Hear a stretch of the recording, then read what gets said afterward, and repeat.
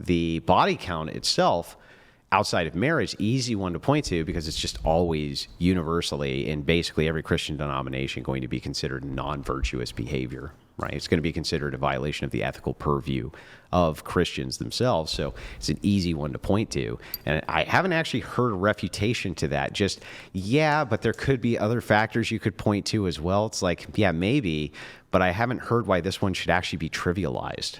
I'm not saying that it should be trivialized. And that's like, I think there's some Christian men, and probably a lot of them, who probably should value the people who have their similar ideals about like intercourse with people. I think that there are a lot of men who are Christian who should do that. And I think there's a lot of Muslim men who should do that. And I think I'm just saying that when the body count discussion is framed as this is an immediate disqualifier of somebody, I think that removes all of the nuance out of dating and relationships. And I think that like one of the Christian values is to find nuance, find compassion for other people. And I think that you're exhibiting a virtue of compassion when you kind of look and say like, hey, I know everybody's history isn't perfect, but I want to get to know this person for who they are now, for who Christ has made them now. Yeah. And I think that that's virtuous on its own. And so just to once, for I'll say this, I don't think that there's nobody who should ever take body count into consideration. I just don't think for the average person, it should be the main focus of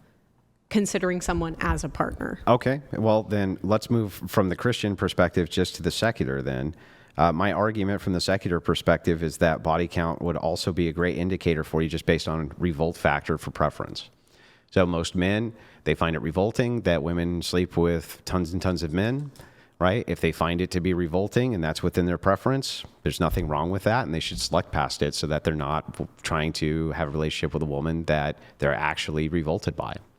Yeah, I think for those men who it's like extremely revolting and there's no way to get around that for them, then they probably should. But I think there's a lot of men who if they had like relevant data about the types of relationships they could cultivate with people who have had higher body counts in the past, that they would probably, and by higher, I mean, we can put a number on that if you really want to, but I'm just talking about people in that like mid-range. Do you think that if men had relevant data that they could have great and fantastic romantic homosexual relations with other men, that they would suddenly have a preference towards having a homosexual relationship, even if the data said that it would end well for them?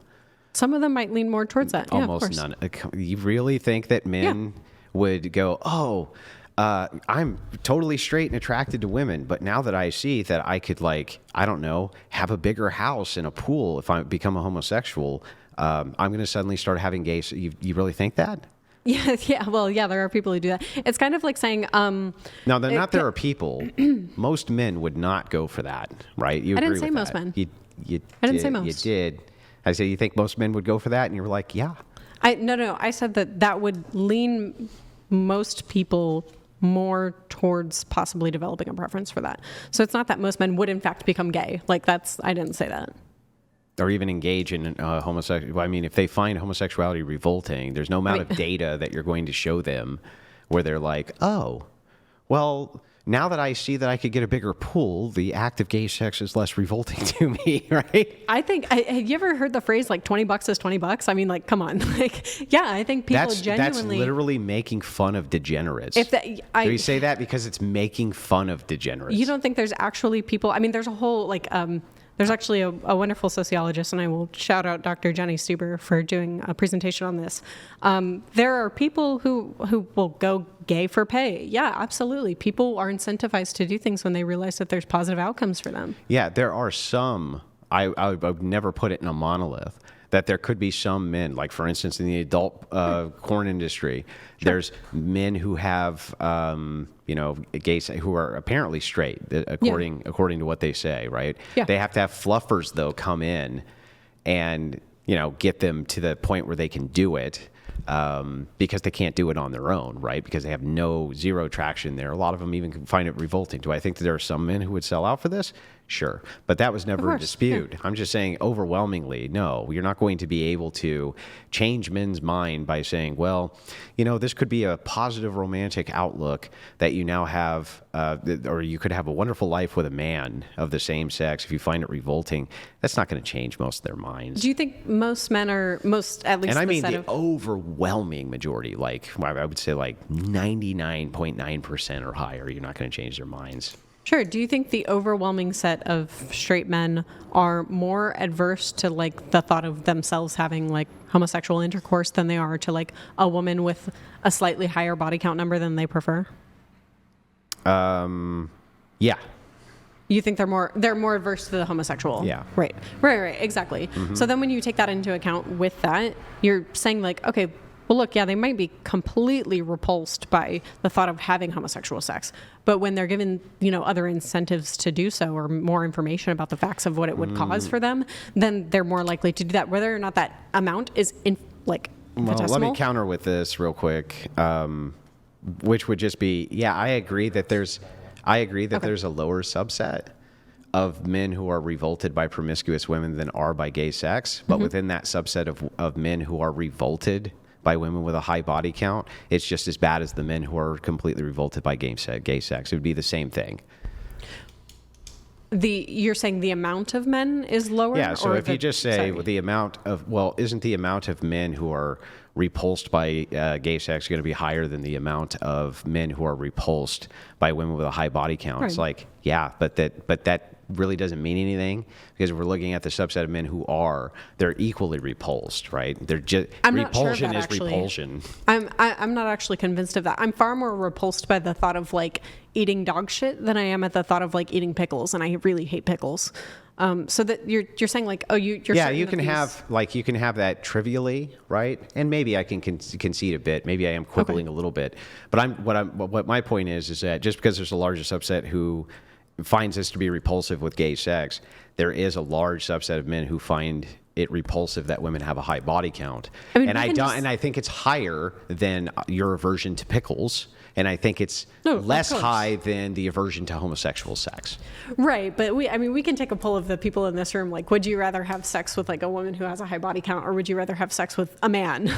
And I think most of the people in this room would be like, I'd rather have sex with a woman with a high body count. So that's just evidence in favor of the hypothesis. Yeah, that, but they would. But it's to the matter of degree. Like I said, it's higher than your aversion to pickles. Right, but perhaps less high than homosexual sex. But the point remains that if they're repulsed by it, and that's within their preference, it seems a perfectly good argument to say it's not my preference, and then just avoid those women altogether because it's outside their preference. Right, but just like the case with the virgins, what that does is when you say, I'm just averse to it, and like I said, I'm excluding these extreme cases of like aversion. I think that those people who have extreme aversion to this thing, that like the aversion can't really be manipulated or changed or, to have better outcomes, I think those people probably should. And that's the same thing that I would say. Like, I think people who have like a really strong preference against like eating pickles, those people probably shouldn't eat pickles, even though they really want to, have a bigger data set about what it might be like to eat pickles or something like that. So the point stands there is that I think there's far more men who would have intercourse with a woman with a higher body count. I think that aversion can be manipulated so that their data set can be expanded and they can find happier relationships. Would you apply that same logic to conversion therapy then? To convert, in what way?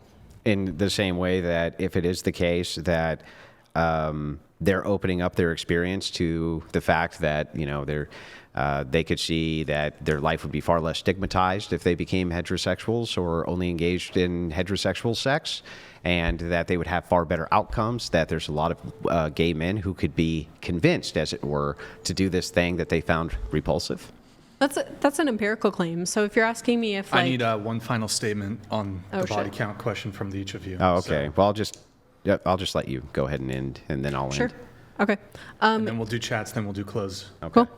I think in quite a bit of cases, I would be able to say that, for most people, it would be worth it to consider somebody with a higher body count than they have a preference for. I believe when you look at the preferences for body count amount, it's actually pretty low, and it probably falls into that lower end of the spectrum where you have like people who are like from the 1 to 3-ish range. And I think for those people, which I would say is the majority of people, they should open up the range to the kind of middle ground where people tend to have more successful relationships. Yeah, well, I would just say that my opponent never actually made a really good claim for why men shouldn't care about this, only that there's a possibility that some men can be rehabilitated against their revulsion from a secular aspect. That, of course, that would bring up the can of worms of conversion therapy, right? Same thing when it came to the revulsion of homosexual sex. And then further, I would say from the Christian sense, she didn't really make any refutations at all, only saying that, yes, from the Christian angle, it seems that body count itself would be very important for somebody who is looking for virtue in a partner, and that she's not averse to that at all. So I don't really understand. I still don't really understand the position. I'm trying not to straw man it. I'm trying to steel man it, but I feel like that rendition of events is actually pretty accurate. There might have to be a further conversation on that because there is still some confusion, but oh well. Okay, yeah.